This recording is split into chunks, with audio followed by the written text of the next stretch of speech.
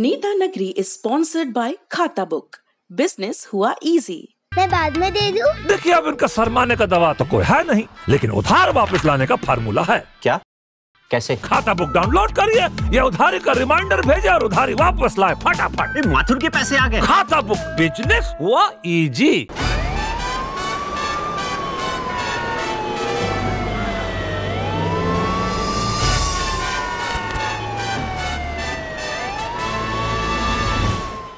मनोज्ञा, ये बताइए कि पश्चिम बंगाल बार बार सुर्खियों में लौट रहा है और राजनीतिक हिंसा की वजह से लौट रहा है। पिछले दिनों बीजेपी के एक पार्षद की गोली मारकर हत्या होती है, उसके पहले भी लगातार हत्याएं होती हैं और टीएमसी पर निशाना साधा जाता है। क्या है इस समय ग्राउंड की स्थिति?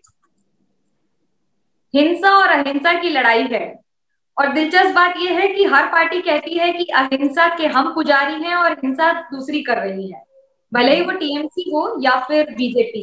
और इस आरोप प्रत्यारोप के दौर में अगर कोई पिस रहा है तो वो है आम आदमी।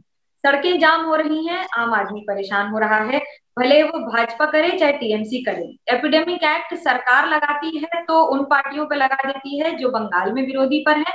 वहीं दूसरी ओर खुद नेता अपनी ही नगरी में लगातार रैली करते देखते हैं। लेकिन इन दिनों जो स्थिति है वो, अगर मैं ये कहूँ, वॉलेटाइल है और इस समय लिटमस टेस्ट है टीएमसी और भाजपा दोनों का। अच्छा, 294 सीटें हैं विधानसभा की पश्चिम बंगाल में। 2016 में जब चुनाव हुए थे तो 211 पे टीएमसी आई थी, मतलब सबसे बड़ी विक्ट्री थी उनकी। लेफ्ट ने जब सत्ता गंवाई उसके ठीक पहले के चुनाव में उनकी सबसे बड़ी विक्ट्री हुई थी। कई लोग कह रहे हैं कि ये टीएमसी सबसे ज्यादा पॉलिटिकल टाइट स्पॉट में है, खासतौर पर लोकसभा चुनाव के बाद जिस तरह से बीजेपी का वोटिंग परसेंटेज बढ़ा, उनकी सीटें 18 पे पहुंच गई, 40% के हल्ले पल्ले हैं, इसलिए कोई भी गुंजाइश नहीं छोड़ रहा है। ये इकलौती वजह है उस पॉलिटिकल टकराव की या और भी फैक्टर्स हैं?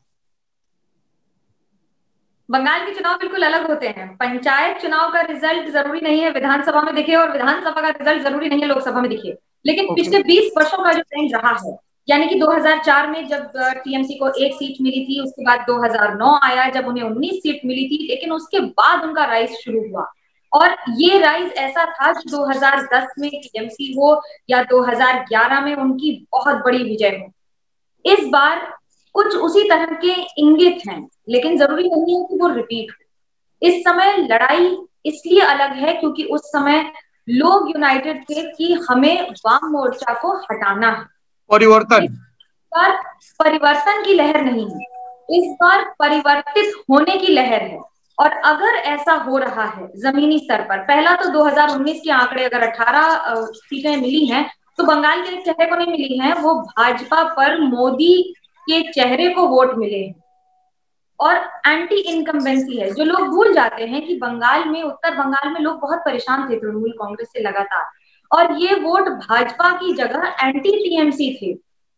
ये हमें टीएमसी को हराना है इसलिए हम किसी को भी ले आएंगे। 2 सीटें कांग्रेस को भी मिली थी वहां पर, अगर ऐसा होता तो वो सीटें भी भाजपा को मिल जाती अगर इतनी ही बड़ी लहर होती तो। लहर थी, लहर है, लेकिन ये लहर किस किनारे पहुंचेगी ये देखने वाली बात है। Rajdeep, you want to add something? जी देखिए, मुझे, हमने शुरुआत में बिहार की बात की और बिहार के चुनाव की बात करते हुए एक बार भी आपने जिक्र नहीं किया हिंसा का।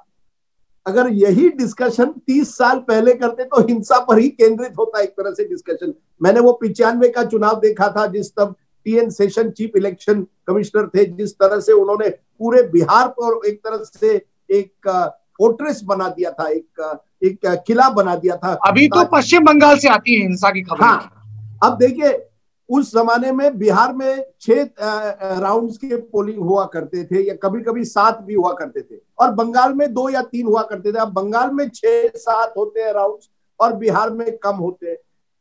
Bengal has become epicentre of political violence. वो केंद्र बन गया है इस तरह की राजनीतिक हिंसा का। और इसकी एक वजह होती है कि जब भी परिवर्तन की बात होती है कि किसी एक मजबूत जो शक्ति है जो सत्ता में है उसका आप परिवर्तन करना चाहते हैं, फिर वो वामपंथी दल थे 10 साल पहले या आज बात होती है बीजेपी करती है कि हम तख्ता पलट करेंगे, बंगाल में ममता को ध्वस्त करेंगे, हराएंगे।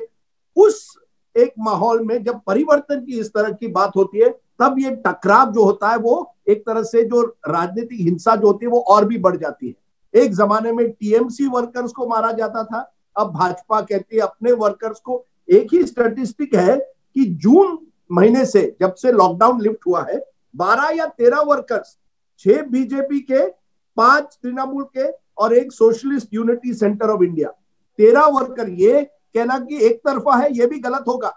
बीजेपी के वर्कर्स को टारगेट किया, ज्यादा किया गया, ये सही है, लेकिन टीएमसी के भी वर्कर्स मरे हैं, क्योंकि टकराव है ना, ये जमीनी टकराव है। ये हमने पंचायत चुनाव में अब तक देखा है, अब ये शायद 8, 6, 7 महीने रह गए हैं असेंबली इलेक्शंस के। ठीक कह रहे हैं आप। ये मेरे परिवर्तन की वजह से है। मनोज्ञा, मेरे 4 सवाल हैं, आप दोनों लोग उसमें जवाब दे सकते हैं। पहला ये है, एक ये जो बार बार बात कही जाती है कि बूथ लेवल पे जिस तरीके का इकोसिस्टम कम्युनिस्ट पार्टियों ने डेवलप कर लिया था कि अगर आप उनके समर्थक नहीं हैं तो ना राशन कार्ड है, ना कोई सरकारी सुविधा है। एक किस्म की दबंगई थी कि वोट भी आप कितना डाल पाओगे तय नहीं है। कहा जा रहा है विपक्षियों के द्वारा कि वैसा ही मॉडल अब टीएमसी ने बना लिया है। कहाँ वोट गिरेगा, कितना गिरेगा, पंचायत चुनाव में जिस तरह की निर्लज्ज सरकारी संरक्षण की हिंसा होती है, ये आरोप लगता है। और दूसरी बात कही जाती है कि जो टीएमसी वाले एलिमेंट, जो लेफ्ट वाले एलिमेंट थे, वही टीएमसी में आ गए हैं, लॉक स्टॉक एंड बैरल, और उनको संरक्षण मिल गया है। What do you think about it Manogya? Number 1, लोग वही हैं, रंग बदला है। रंग कोई भी वो लोग वही रहेंगे। जवाब पहला ये। दूसरा, हिंसा पहले भी होती थी, ये हिंसा नई नहीं है। 2000 के पहले भी, मैंने 2004 का चुनाव जब कवर किया था, मिदनापुर के एक गांव में हम कवर कर रहे थे। मैंने एक लेडी को माइक बढ़ाकर पूछा कि आप कितना परेशान है, क्या है। वो जैसे ही उसने बोलना शुरू किया, आप विश्वास नहीं करेंगे, बगल से एक बंदा निकला साइकिल पर, उसने 2 बार घंटी बजाई और वो लेडी रूम बंद करके, अपना घर, मिट्टी का मकान का दरवाजा बंद करके घर के अंदर चली गई। हम घर का दरवाजा पीटते रह गए, उसने दरवाजा नहीं खोला। बोलती आप चले जाइए, नहीं तो मैं मर जाऊंगी। आप ये सोचिए, आतंक का चेहरा कुछ था ही नहीं, एक अदृश्य चेहरा। जो एक बंदा साइकिल लेकर चला जाता है, 2 बार घंटी बजाता है, इसका मतलब है घर के अंदर चले जाओ। यही हालत अभी है, लेकिन अब फोन में कैमरा है, अब सोशल मीडिया है, और हर आदमी के हाथ में ताकत है कि हमारे साथ इस गांव में ये हुआ, उसको पोस्ट कर देने का, और सरकार उस पर सफाई देती फिरती है, ना कि जनता। ऐसा पहले नहीं था। लेफ्ट में अगर कोई जोनल कमेटी मेंबर है या सेंट्रल कमेटी मेंबर है या कोई पंचायत लेवल का मेंबर है, तो उसका वो दखल था कि अगर उसने कह दिया तो पार्टी का हर आदमी मानेगा। टीएमसी में ऐसा नहीं है, न भाजपा में ऐसा है। अगर एक व्यक्ति को, राहुल सिन्हा को अगर एक कमेटी से निकाला जाता है तो वो बाहर आके कहते हैं मेरे साथ नाइंसाफी हुई। तृणमूल कांग्रेस में अगर किसी एक व्यक्ति को दूसरी पार्टी में बुला लिया जाता है तो वो कह देता है कि दीदी ने ये किया। अर्जुन सिंह दूसरी पार्टी में जाके सांसद बन जाते हैं और खुद ही वापस आकर अपनी ही मदर पार्टी को वापस से गालियां दे रहे हैं। ये अब संभव है, ये लेफ्ट में संभव नहीं था। और आज भी वाम मोर्चा के समर्थक हैं, वो ऐसा असली कार्डर जो है वो वोट नहीं खिसकता है। चलिए, तो मेरा अगला सवाल यही है कि इस चीज पर बहुत बात हुई कि द पॉसिबिलिटी ऑफ इम्पॉसिबल, कि केरल में इट्स लेफ्ट वर्सेस आरएसएस, उसकी जमीन तैयार हो रही है, लेकिन वेस्ट बंगाल में आते ही लेफ्ट और भाजपा के बीच एक बड़ा कमाल का अद्भुत टैक्टिकल अलायंस बिना कुछ बोले नजर आता है। ये सही है क्या? लोकसभा चुनाव में भी ये चीज देखी गई?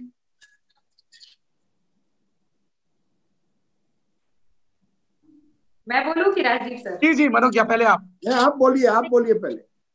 ऐसा नहीं है, दिखावों पे मत जाओ, अपनी अकल लगाओ। ये भले ही एक ऐड की लाइन हो, लेकिन जब आप बात कर रहे हैं बंगाल की राजनीति की, लेफ्ट का वोटर कभी भी कांग्रेस को वोट नहीं करता है, इसीलिए 2016 का अलायंस फेल हुआ। अगर ऐसा होता, कांग्रेस का वोट अगर लेफ्ट को चला गया होता, कांग्रेस वाले बड़े साफ कहते हैं कि जिस लेफ्ट ने हमें 35 साल मारा है, हम उसे वोट कैसे दे दें। यही बात लेफ्ट किसी और के लिए नहीं कह सकता है, लेकिन कांग्रेस के लिए कह सकता है, क्योंकि उन्हें हटाकर लेफ्ट सत्ता में आई थी। लेकिन इस समय जो राजनीति है उसमें थोड़ा सा अंतर है। थोड़ा सा अंतर यह है कि लोग दीदी से नाराज हो सकते हैं या दीदी से नहीं भी नाराज हो सकते हैं, लेकिन तृणमूल कांग्रेस से जमीनी स्तर पर उनके नेताओं और उनके लोकल चेहरों की वजह से नाराज हैं। लेफ्ट और कांग्रेस में चेहरे नहीं हैं, जो थे वो अब या तो नहीं रहे या पार्टी छोड़कर चले गए हैं। जब ग्राउंड में आपके पास पेड़ पे कुछ नहीं रहा तो सिर्फ जड़ के भरोसे चुनाव नहीं लड़ा जा सकता। लेकिन एक सेकंड राजदीप जी, एक सेकंड मनोज, मेरा सवाल यही था कि ये जो लेफ्ट के लोग हैं वो क्या टेक्निकली बीजेपी की तरफ मूव हो रहे हैं क्योंकि उनको खुन्नस टीएमसी से है? सवाल ये था। लोकसभा में ऐसा सपोर्टिव देखा गया था कि जहां लेफ्ट का वोट मैच्योर नहीं कर रहा था उनके केंद्र में, वहां वोट शिफ्ट हुआ है। लेकिन विधानसभा के चुनाव अलग होंगे क्योंकि विधानसभा में चुनाव जमीनी स्तर और लोकल मुद्दों पर जीते जाएंगे और कई बार चेहरे भी देखे जाएंगे। ऐसी कई सीटें हैं जहां पर इंडिपेंडेंट या लेफ्ट आपको जीतते हुए नजर आएंगे और हो सकता है भाजपा का वोट भी स्विप ऑन करके कहीं और चला जाए। ये संभव है। मतलब सबका घोषित उद्देश्य टीएमसी हराव रहेगा। राजदीप, आप क्या कहना चाहते हैं इसमें? नहीं, मैं इसी से जोड़कर कहना चाहता था। आप देखिए ना, लेफ्ट का वोट देखिए 2016 के असेंबली इलेक्शन और देखिए उसी लेफ्ट का वोट जो 2019 के लोकसभा में है, बहुत फर्क है। वहां अगर जब विधानसभा होता है लेफ्ट को 25, 26, 27% तक आए हैं और जैसे ही लोकसभा आया वो सिंगल डिजिट में आने की एक नौबत आ गई लेफ्ट को, जो हमें 10 साल पहले किसी को समझ में नहीं आ सकता था कि लेफ्ट जैसी बड़ी पार्टी वेस्ट बंगाल में सिंगल डिजिट परसेंटेज में आ सकती है। यानी जो वोटर था उसने टैक्टिकल वोटिंग की, या जैसे मनोज्ञा कह रही है, अगर लोकल फैक्टर है जहां आपका कोई इंडिविजुअल लीडर है जिसकी उस जगह में पकड़ है, उसके लिए आप वोट अभी भी देते हैं। देखिए, ममता बनर्जी को क्या लगता है, अभी भी उनको लगता है कि क्योंकि सभी जो विपक्षी है उनको एक तरह से केंद्रित कर रहे हैं, एंटी ममता, फिर वो लेफ्ट हो या कांग्रेस भी हो। अधीर रंजन चौधरी भी बंगाल में जाकर भाजपा की बात नहीं करते, वहां जाकर वो ममता को टारगेट करते हैं।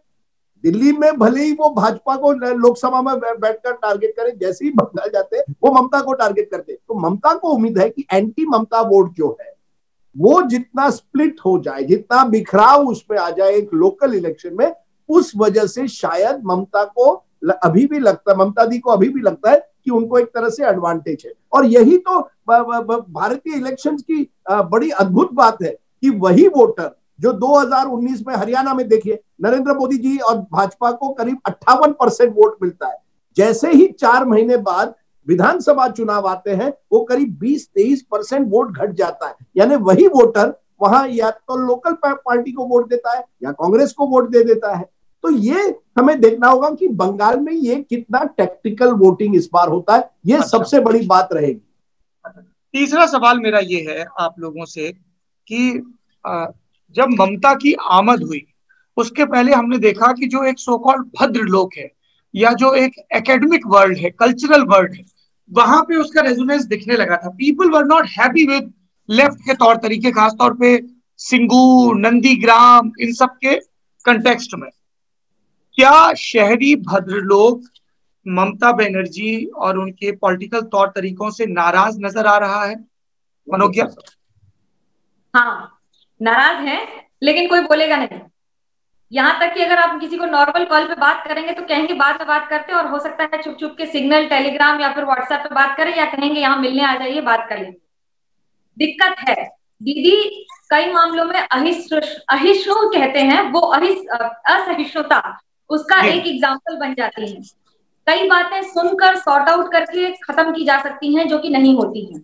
अगर कोई विरोधी मार्च कर रहा है तो उसके लिए नवान्नों को बंद कर कर कोई संदेश देने की जगह गलत संदेश भी जा सकता है, ये भी एक नेता को सोचना होगा। जिस तरीके से लाठी चली बीजेपी के वर्कर्स पे, वो वीडियो सब वायरल है, पूरी तरह पुलिस पीट रही है। पीटना नई बात नहीं है। डेमोक्रेसी में कोई अगर प्रोटेस्टर है तो अगर भाजपा की सरकार के खिलाफ प्रदर्शन करेगा तो उसको भाजपा की पुलिस भी पीटेगी यूपी में, ऐसा होगा। मनोज्ञा, हम तब भी सवाल उठाएंगे, हमारा काम इसको लेजिटिमाइज करना नहीं है। पॉलिटिकल प्रोटेस्टर्स को अगर कोई पुलिस लाठी चला रही है या प्रोटेस्टर्स पे हम सवाल नहीं कर रहे हैं। हमारा सवाल ये है कि डेमोक्रेसी में जब सबको विरोध प्रदर्शन करने का अधिकार है तो पुलिस को भी लॉ एंड ऑर्डर मेंटेन करने का उतना ही अधिकार है, वो किसी राज्य की पुलिस हो। लेकिन जब मुद्दों की बात आ रही है तो उन मुद्दों पर उस नेता ने उस मुद्दे का जवाब कैसे दिया, ये दिलचस्प बात होती है और ये ही राजनीति और रणनीति बनती है। नहीं सौरभ जी, आपने एक बहुत ही अच्छा सवाल पूछा है कि भद्रलोक जो होते हैं, जो बंगाली मिडिल क्लास जो होता है, वो किस दिशा में जा रहा है। मैं एक घटना आपको कहता हूँ। पिछले साल मैं सागरिका के साथ गया था बंगाल चुनाव के टाइम पे, तो वो टाइम्स ऑफ इंडिया के लिए एक स्टोरी कर रही थी इसी पर कि बंगाली मिडिल क्लास जो है अर्बन कलकत्ता का किस दिशा में जा रहा है। तो उन्होंने अपने एक दोस्त से नाम लिए जो एक तरह से भाजपा के समर्थक है, उनको फोन किया। उन्होंने सभी ने कहा yes we are BJP supporters, we will vote for BJP, हम बीजेपी को वोट देंगे। लेकिन उन्होंने कहा हमारा नाम मत लीजिए।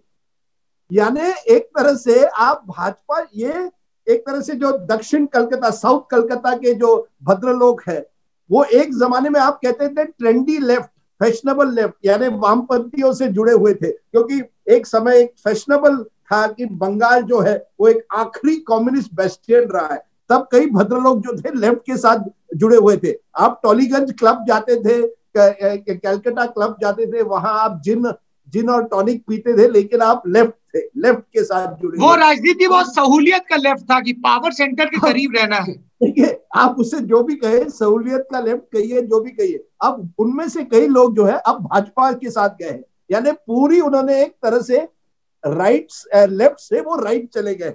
लेकिन वो जनता के सामने ये नहीं बताना चाहते हैं, खास करके क्योंकि ममता अभी भी मुख्यमंत्री है। शायद अगर कल भाजपा की सरकार कलकत्ता में बने तो वो खुलकर कहेंगे हाँ हम भाजपा से जुड़े हुए।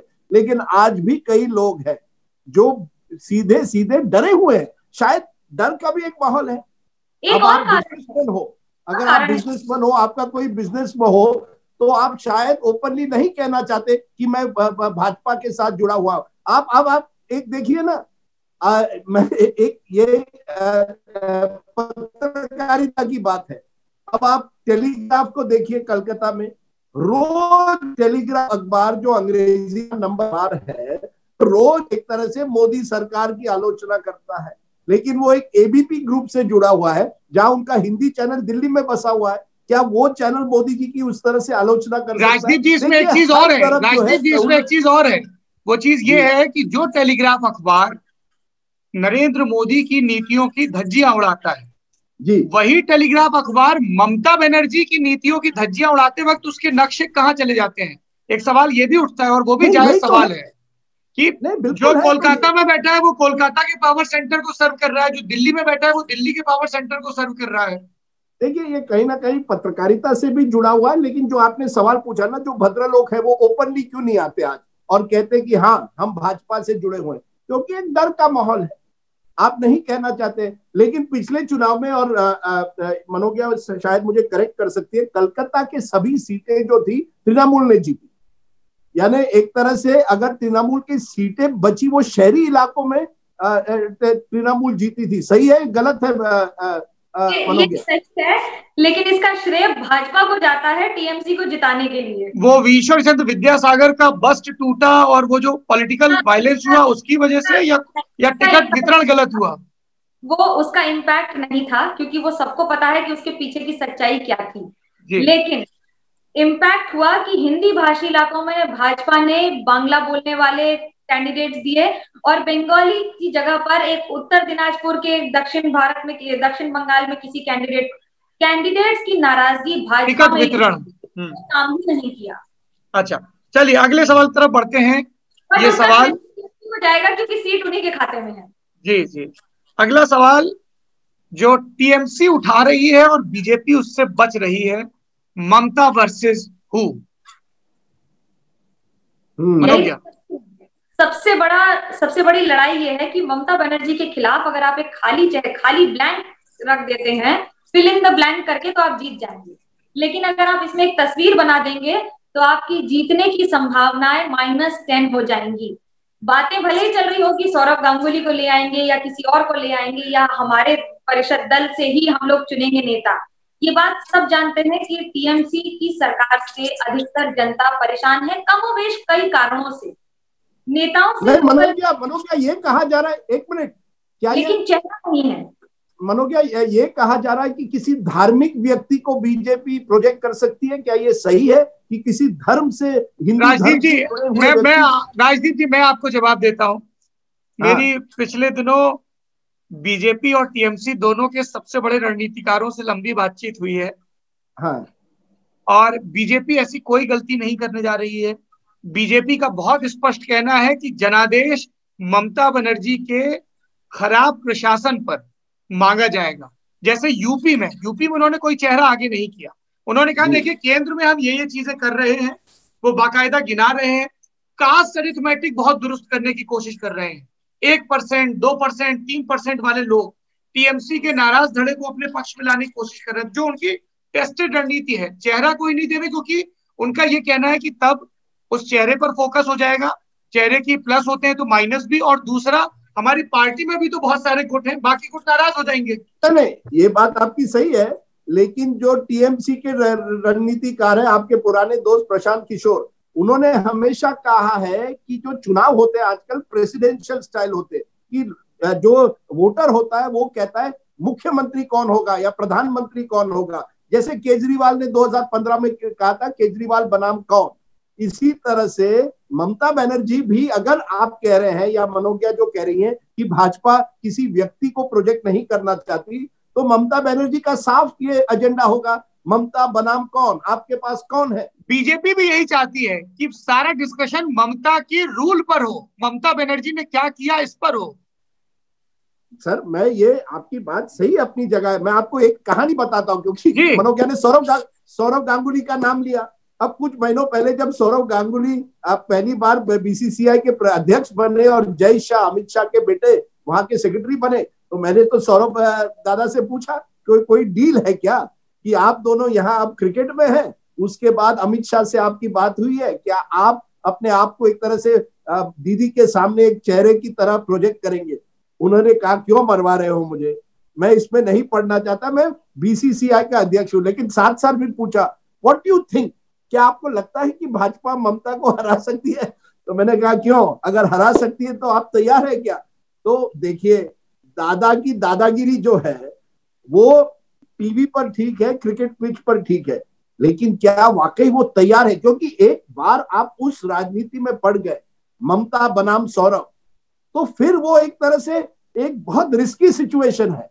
वो एक तरह से एक बाउंसर है, और सौरव गांगुली बाउंसर अच्छा नहीं खेलते थे, वो हाफ वॉली को कवर ड्राइव बड़ा अच्छा मारते थे, तो वो उसमें पढ़ना नहीं चाहते। लेकिन ये जो स्ट्रेटेजी आपने कही और मनोज्ञा ने कही भाजपा की, ये रिस्की स्ट्रेटेजी है। इसमें एक रिस्क भी है ना कि ममता को आपने एक मौका दे दिया है कहने के लिए कि आखिर में वोटर किसके साथ किसका लगाव है। अगर वोटर का ममता के साथ लगाव है और दूसरी तरफ कोई नहीं है तो एक एडवांटेज भी है। पर आपकी बात सही है, भाजपा चाहती है कि ये चुनाव ममता के गवर्नेंस पर बने, ममता के गवर्नेंस पर बने। तो एक सवाल जो सब भूल रहे हैं वो ये है कि इस बार लड़ाई सिर्फ प्रशासन की नहीं है, इस बार लड़ाई धर्म पर है बंगाल में। आखिरी सवाल वही था, सीए एनआरसी हुआ है। जब पूरा देश में भी राइट्स हुए हैं तो बंगाल में राइट्स नहीं हुए हैं। बंगाल का फैब्रिक, मैं कहती हूँ, मेरा एक अंदाज है कहने का कि Bengal is silk, rest of the country might be cotton. इसको आप हर पानी हर साबुन से नहीं धो सकते हैं। लेकिन इस बार आरएसएस और बीजेपी जिस तरह से साबुन से और धो रही है, और जिसमें पानी की सप्लाई कभी कभी खुद ममता बनर्जी अपनी लाइव प्रेस कॉन्फ्रेंसेज में ऐसी सामान्य गलतियों को, त्रुटियों को बड़ा करके कर देती हैं। जैसे 5 अगस्त जिस दिन राम मंदिर का शिलान्यास था, उन्होंने उस दिन बंद बुला दिया और उसके बाद उस तारीख को चेंज भी नहीं किया। और इसकी नाराजगी किस स्तर तक गई है इसका अंदाजा नहीं है। मारवाड़ियों की राखी अगर 23 तारीख को थी तो पहले उस दिन बंद बुलाया, फिर डेट वापस की, फिर गणेश चतुर्थी वैसे ही डेट चेंज हुई। अमूमन ऐसे हिंदू त्योहारों के साथ हुआ जिसकी नाराजगी जमीनी स्तर तक गई। अब हुआ ये है कि जो बात आपने, जरूरी नहीं है कि आपने ऐसा इंटेंशनली कहा हो, लेकिन वो हो गई, हुई इस ढंग से कि उसको प्रेजेंट करने में सोशल मीडिया और भाजपा की डिजिटल आर्मी तो पीछे नहीं रहेगी। उसको वैसे ही पकवान बना के सर्व कर दिया गया है, जमीनी स्तर तक जा चुका है। और इस बार भी रायट, जब अभी मारपीट हुई, उसमें एक सरदार की पगड़ी खोलने का वीडियो वायरल हो गया। अब पुलिस ने, हावड़ा पुलिस ने इस तरह से पीटा कि सरदार की पगड़ी खुल गई। वो संभालता रहा, उसने रिक्वेस्ट की कि इसको छोड़ दीजिए, इसको छोड़ दीजिए, और वो नहीं हुआ। अब ये दूसरे स्तर पर जा रहा है, जिसका खामियाजा भाजपा टीएमसी और जिसका फायदा भाजपा टीएमसी दोनों को मिलेगा। ये सबसे बड़ी बात है इस चुनाव की, मुझे लगता है कहीं ना कहीं ये जो सांप्रदायिक डिवाइड हुआ है। और कई लोग मुझे कहते हैं जनवरी के बाद आप देखिएगा जैसे चुनाव नजदीक आते हैं धीरे धीरे छुटपुट घटनाएं या कोई बड़ी इस तरह की इसकी घटना हो सकती है जिससे सांप्रदायिक तनाव और भी बढ़ जाए। यानी कहीं ना कहीं कोशिश हो रही है।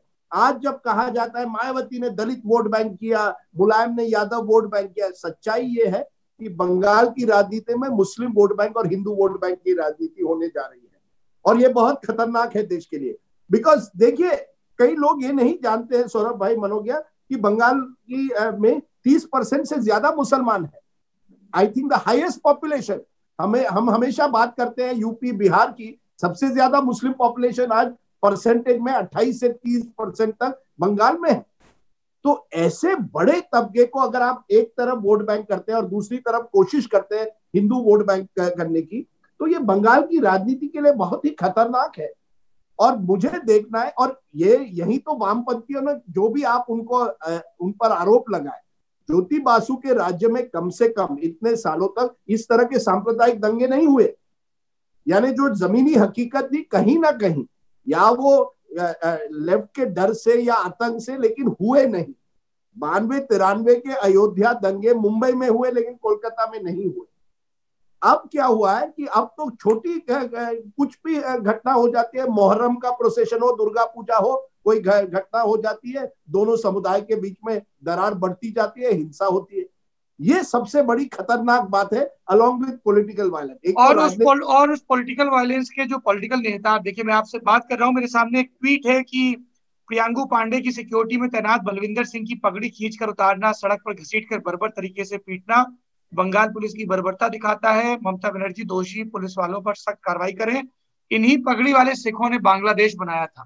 तो अब एक एक पॉलिटिकल वायलेंस काउंटर आर्ग्यूमेंट आएगा, क्योंकि पश्चिम बंगाल में चुनाव है जिसके लिए somebody used the right term, it's mother of all elections।